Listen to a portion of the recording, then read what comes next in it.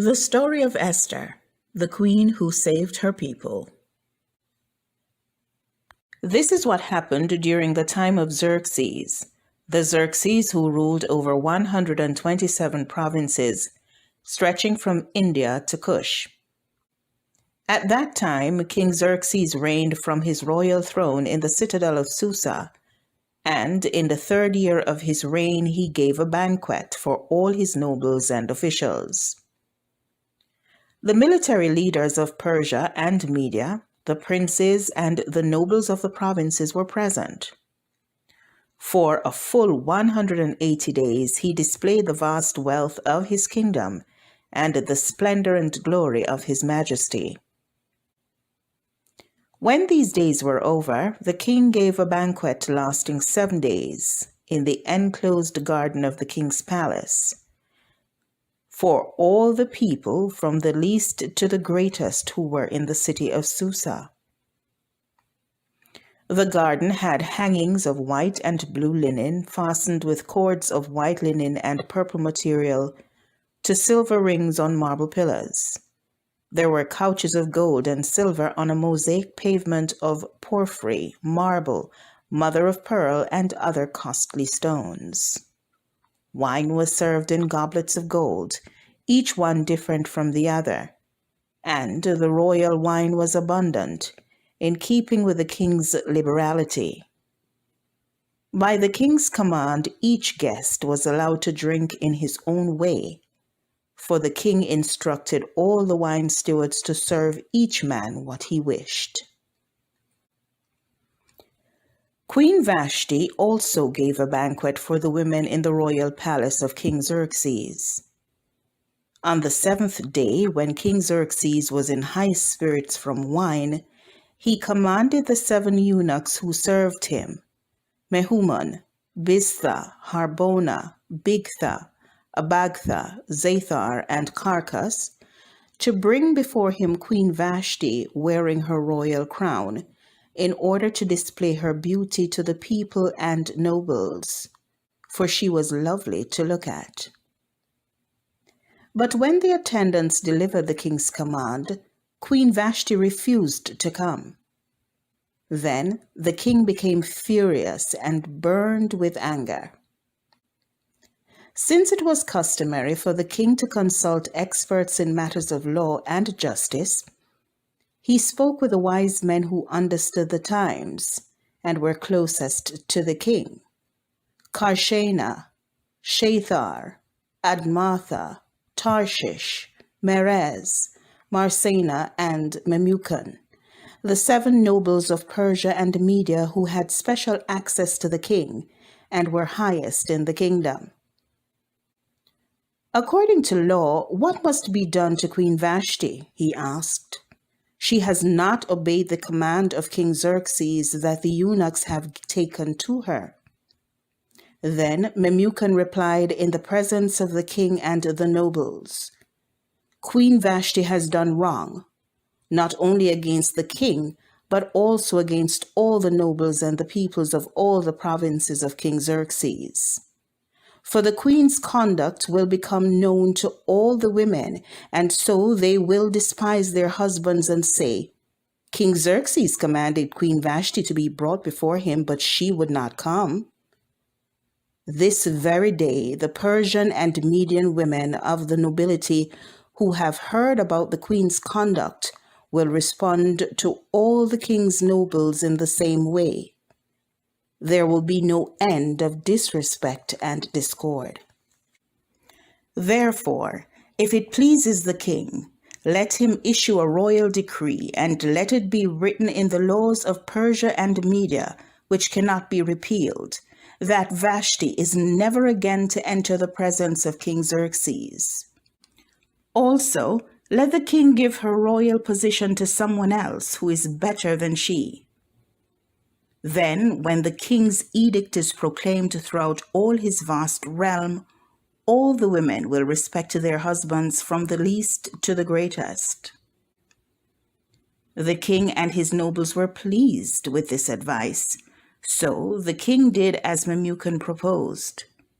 He sent dispatches to all parts of the kingdom, to each province in its own script, and to each people in its own language, proclaiming in each people's tongue that every man should be ruler over his own household.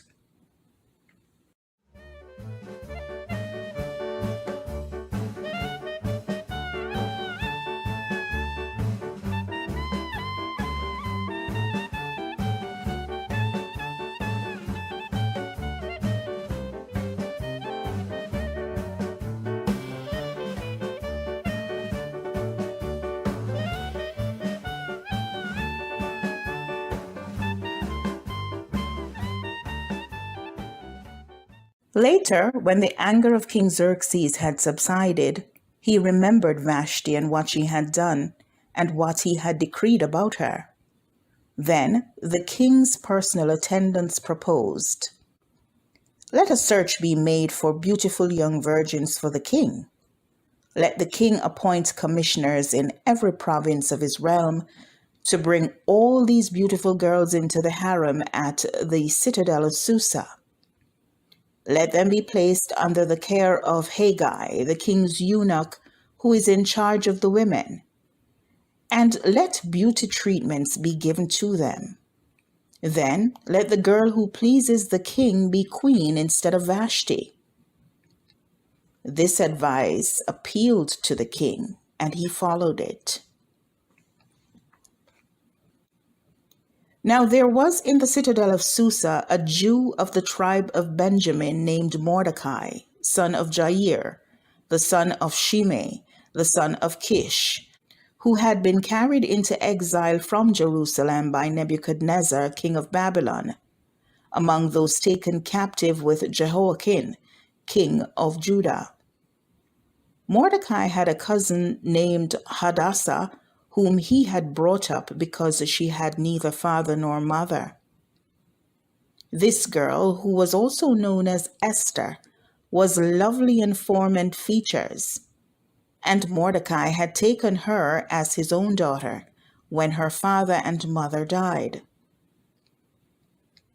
When the king's order and edict had been proclaimed, many girls were brought to the citadel of Susa and put under the care of Haggai.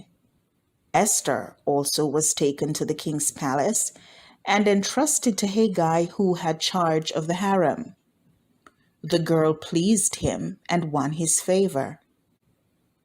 Immediately he provided her with her beauty treatments and special food. He assigned to her 7 maids selected from the king's palace and moved her and her maids into the best place in the harem.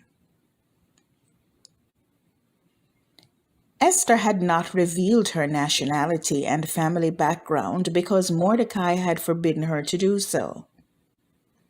Every day he walked back and forth near the courtyard of the harem to find out how Esther was and what was happening to her.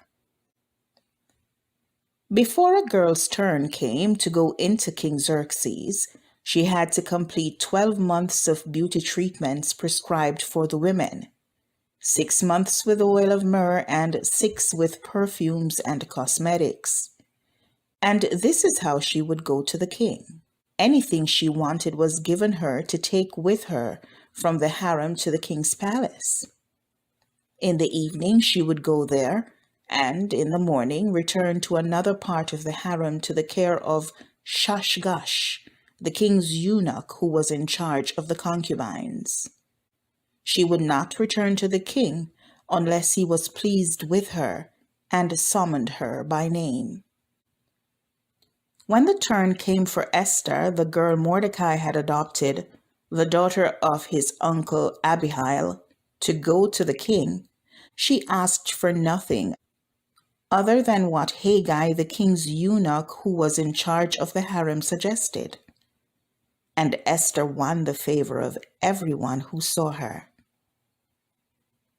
She was taken to King Xerxes in the royal residence in the 10th month, the month of Tevet, in the 7th year of his reign. Now the king was attracted to Esther more than to any of the other women, and she won his favor and approval more than any of the other virgins. So he set a royal crown on her head and made her queen instead of Vashti. And the king gave a great banquet, Esther's banquet, for all his nobles and officials. He proclaimed a holiday throughout the provinces and distributed gifts with royal liberality. When the virgins were assembled a second time, Mordecai was sitting at the king's gate, but Esther had kept secret her family background and nationality, just as Mordecai had told her to do, for she continued to follow Mordecai's instructions, as she had done when he was bringing her up. During the time Mordecai was sitting at the king's gate, Bigthana and Teresh, two of the king's officers who guarded the doorway, became angry and conspired to assassinate King Xerxes. But Mordecai found out about the plot and told Queen Esther, who in turn reported it to the king, giving credit to Mordecai. All this was recorded in the book of the Annals, in the presence of the king.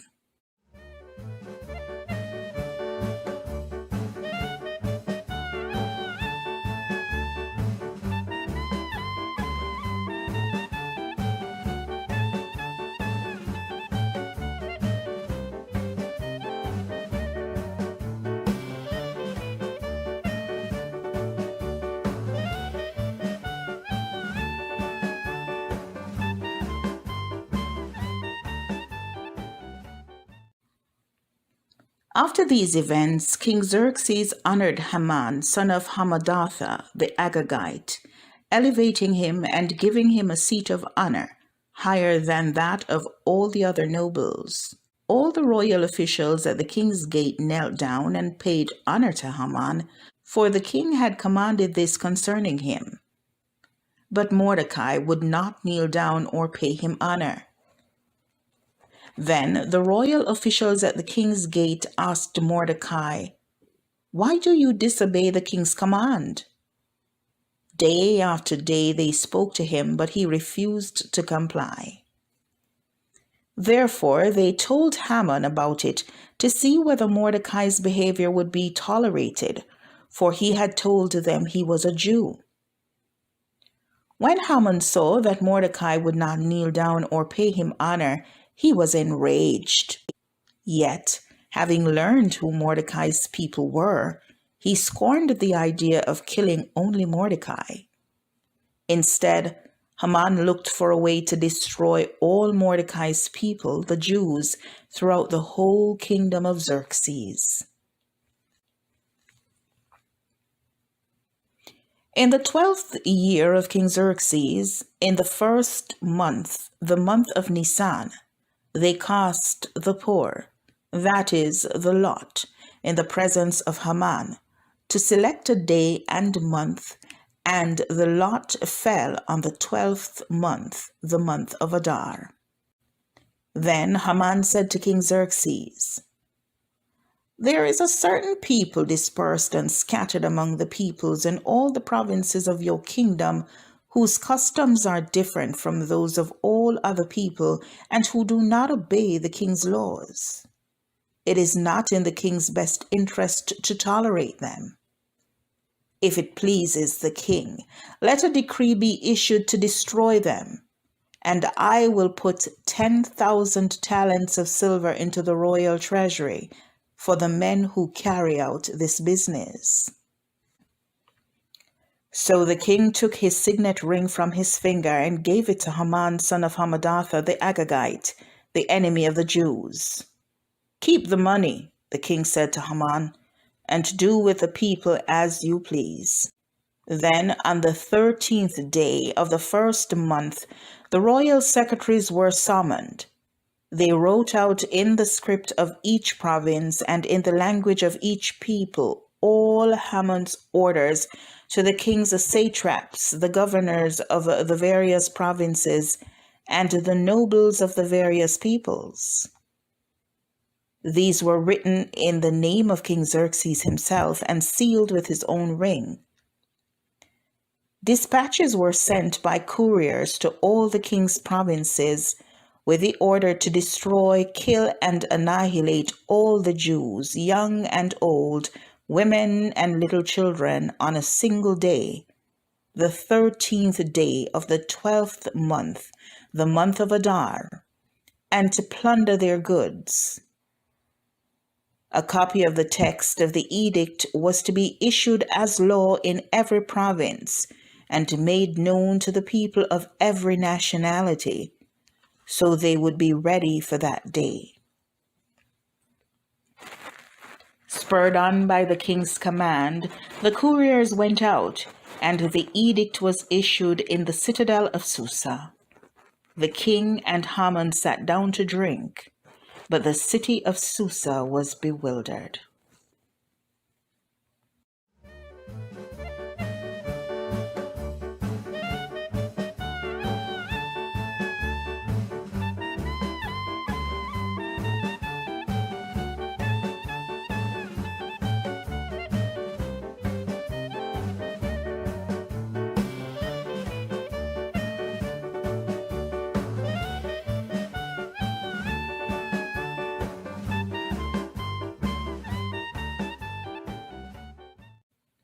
When Mordecai learned of all that had been done, he tore his clothes, put on sackcloth and ashes, and went into the city, wailing loudly and bitterly. But he went only as far as the king's gate, because no one clothed in sackcloth was allowed to enter it. In every province to which the edict and order of the king came, there was great mourning among the Jews, with fasting, weeping, and wailing. Many lay in sackcloth and ashes. When Esther's maids and eunuchs came and told her about Mordecai, she was in great distress. She sent clothes for him to put on instead of his sackcloth, but he would not accept them. Then Esther summoned Hathach, one of the king's eunuchs assigned to attend her, and ordered him to find out what was troubling Mordecai and why. So Hathach went out to Mordecai in the open square of the city in front of the king's gate. Mordecai told him everything that had happened to him, including the exact amount of money Haman had promised to pay into the royal treasury for the destruction of the Jews. He also gave him a copy of the text of the edict for their annihilation, which had been published in Susa, to show to Esther and explain it to her, and he told him to urge her to go into the king's presence to beg for mercy and plead with him for her people. Hathach went back and reported to Esther what Mordecai had said. Then she instructed him to say to Mordecai, "All the king's officials and the people of the royal provinces know that for any man or woman who approaches the king in the inner court without being summoned, the king has but one law, that he be put to death. The only exception to this is for the king to extend the gold scepter to him and spare his life. But 30 days have passed since I was called to go to the king." When Esther's words were reported to Mordecai, he sent back this answer: "Do not think that because you are in the king's house, you alone of all the Jews will escape. For if you remain silent at this time, relief and deliverance for the Jews will arise from another place. But you and your father's family will perish. And who knows but that you have come to royal position for such a time as this?" Then Esther sent this reply to Mordecai: "Go, gather together all the Jews who are in Susa and fast for me. Do not eat or drink for 3 days, night or day. I and my maids will fast as you do. When this is done, I will go to the king, even though it is against the law. And if I perish, I perish." So Mordecai went away and carried out all of Esther's instructions.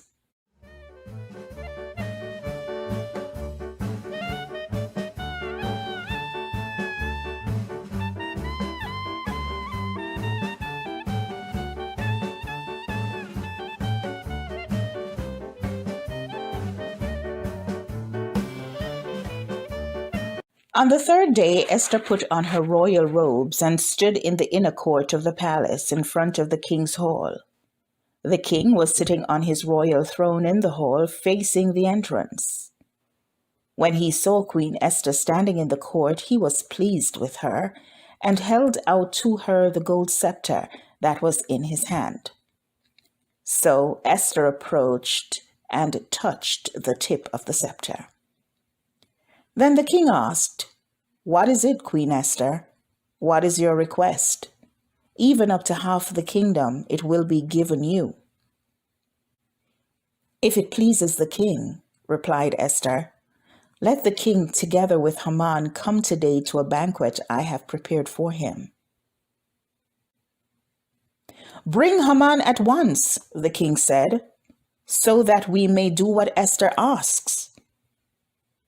So the king and Haman went to the banquet Esther had prepared. As they were drinking wine, the king again asked Esther, "Now, what is your petition? It will be given you. And what is your request? Even up to half the kingdom, it will be granted." Esther replied, "My petition and my request is this.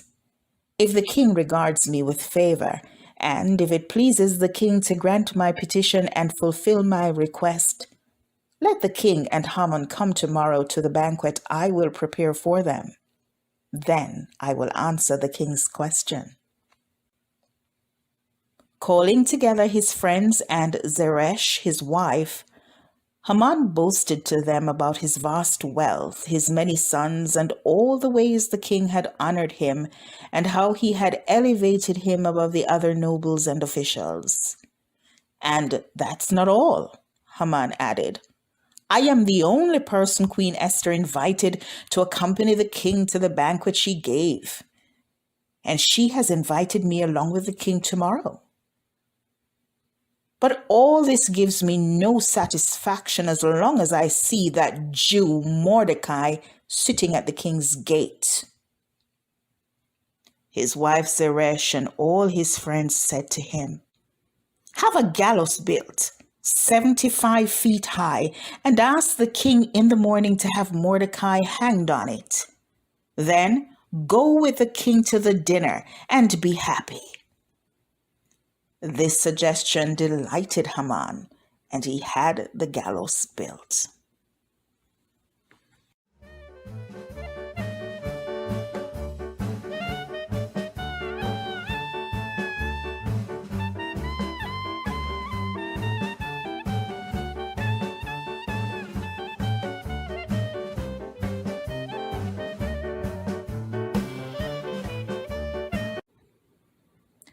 That night the king could not sleep, so he ordered the book of the Chronicles, the record of his reign, to be brought in and read to him.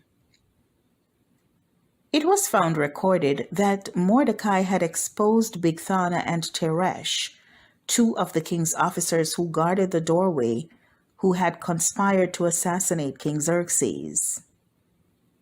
"What honor and recognition has Mordecai received for this?" the king asked. "Nothing has been done for him," his attendants answered. The king said, "Who is in the court?" Now, Haman had just entered the outer court of the palace to speak to the king about hanging Mordecai on the gallows he had erected for him.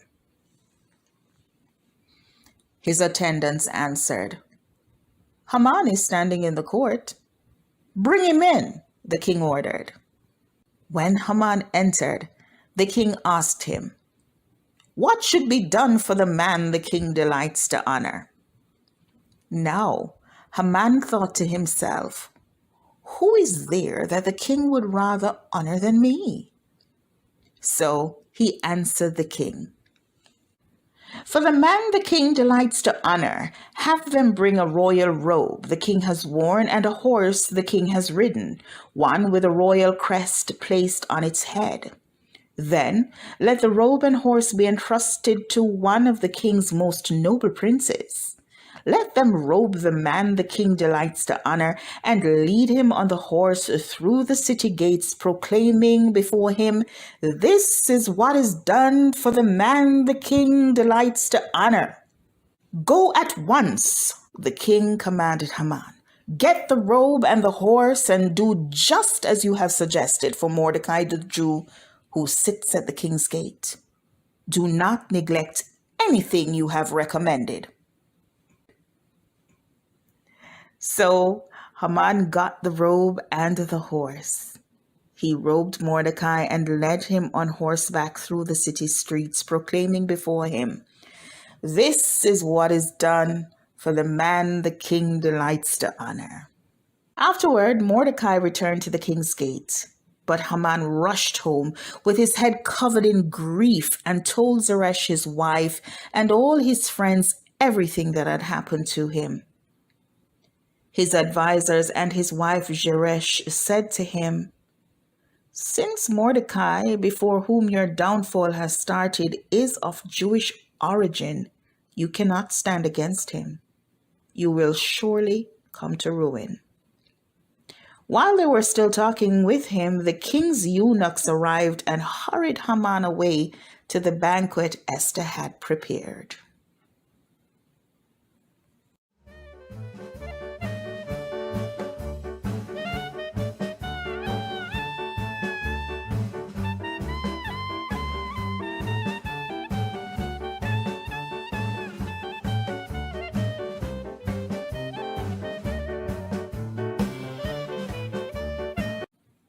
So the king and Haman went to dine with Queen Esther, and as they were drinking wine on that second day, the king again asked, "Queen Esther, what is your petition?" "It will be given you. What is your request?" "Even up to half the kingdom, it will be granted."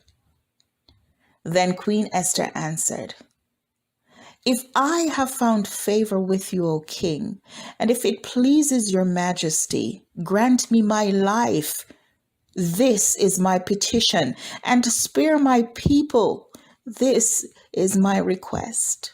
For I and my people have been sold for destruction and slaughter and annihilation.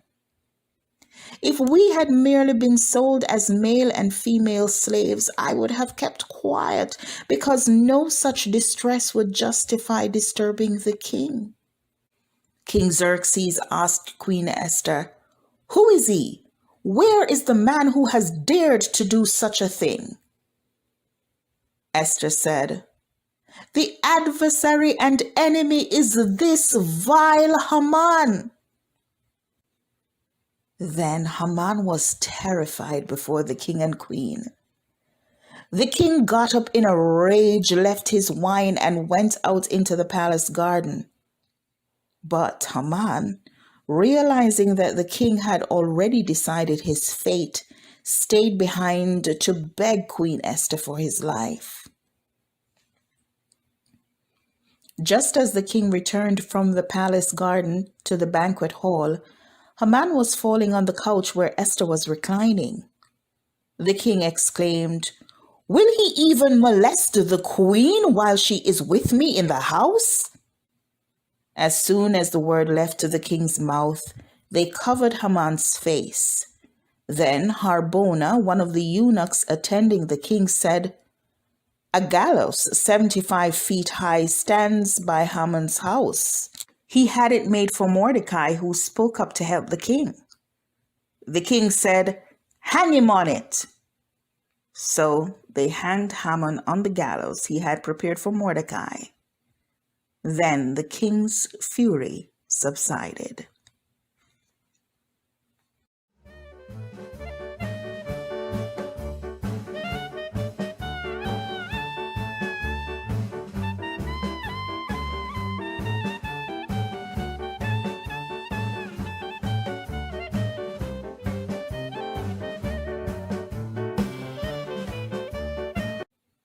That same day, King Xerxes gave Queen Esther the estate of Haman, the enemy of the Jews. And Mordecai came into the presence of the king, for Esther had told him he was related to her.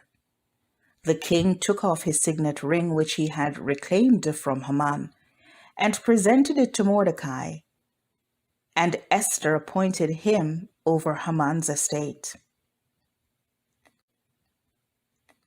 Esther again pleaded with the king, falling at his feet and weeping. She begged him to put an end to the evil plan of Haman the Agagite, which he had devised against the Jews. Then the king extended the gold scepter to Esther, and she arose and stood before him. "If it pleases the king," she said, "and if he regards me with favor and thinks it is the right thing to do, and if he is pleased with me, let an order be written overruling the dispatches that Haman son of Hammedatha the Agagite devised and wrote to destroy the Jews in all the king's provinces. For how can I bear to see disaster fall on my people? How can I bear to see the destruction of my family?" King Xerxes replied to Queen Esther and to Mordecai the Jew, "Because Haman attacked the Jews, I have given his estate to Esther, and they have hanged him on the gallows.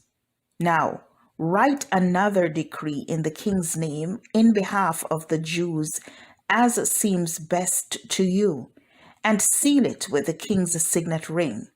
For no document written in the king's name and sealed with his ring can be revoked."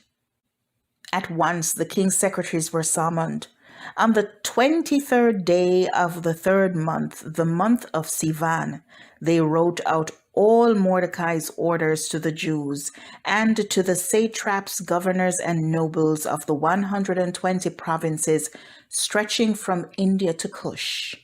These orders were written in the script of each province and the language of each people, and also to the Jews in their own script and language. Mordecai wrote in the name of King Xerxes, sealed the dispatches with the king's signet ring, and sent them by mounted couriers who rode fast horses, especially bred for the king. In every city, the right to assemble and protect themselves, to destroy, kill, and annihilate any armed force of any nationality or province that might attack them and their women and children, and to plunder the property of their enemies. The day appointed for the Jews to do this in all the provinces of King Xerxes was the 13th day of the 12th month, the month of Adar. A copy of the text of the edict was to be issued as law in every province and made known to the people of every nationality, so that the Jews would be ready on that day to avenge themselves on their enemies. The couriers riding the royal horses raced out, spurred on by the king's command, and the edict was also issued in the citadel of Susa. Mordecai left the king's presence wearing royal garments of blue and white, a large crown of gold, and a purple robe of fine linen. And the city of Susa held a joyous celebration. For the Jews it was a time of happiness and joy, gladness and honor. In every province and in every city, wherever the edict of the king went, there was joy and gladness among the Jews with feasting and celebrating. And many people of other nationalities became Jews, because fear of the Jews had seized them.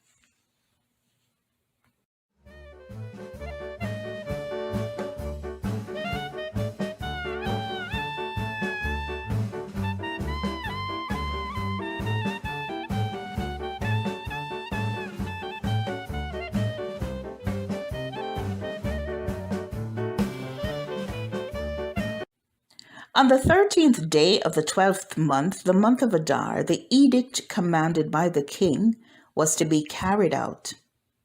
On this day, the enemies of the Jews had hoped to overpower them, but now the tables were turned, and the Jews got the upper hand over those who hated them. The Jews assembled in their cities in all the provinces of King Xerxes to attack those seeking their destruction. No one could stand against them, because the people of all the other nationalities were afraid of them. And all the nobles of the provinces, the satraps, the governors, and the king's administrators helped the Jews, because fear of Mordecai had seized them. Mordecai was prominent in the palace. His reputation spread throughout the provinces, and he became more and more powerful. The Jews struck down all their enemies with the sword, killing and destroying them, and they did what they pleased to those who hated them. In the citadel of Susa, the Jews killed and destroyed 500 men. They also killed Parshandatha, Dalphon, Aspatha, Poratha, Adaliah, Aridatha, Parmashta, Arisai, Aridai, and Vizatha, the 10 sons of Haman, son of Hammedatha, the enemy of the Jews. Meanwhile, the remainder of the Jews who were in the king's provinces also assembled to protect themselves and get relief from their enemies. They killed 75,000 of them, but did not lay their hands on the plunder. This happened on the 13th day of the month of Adar, and on the 14th they rested and made it a day of feasting and joy. The Jews in Susa, however, had assembled on the 13th and 14th, and then on the 15th they rested and made it a day of feasting and joy. That is why rural Jews, those living in villages, observe the 14th of the month of Adar as a day of joy and feasting, a day for giving presents to each other.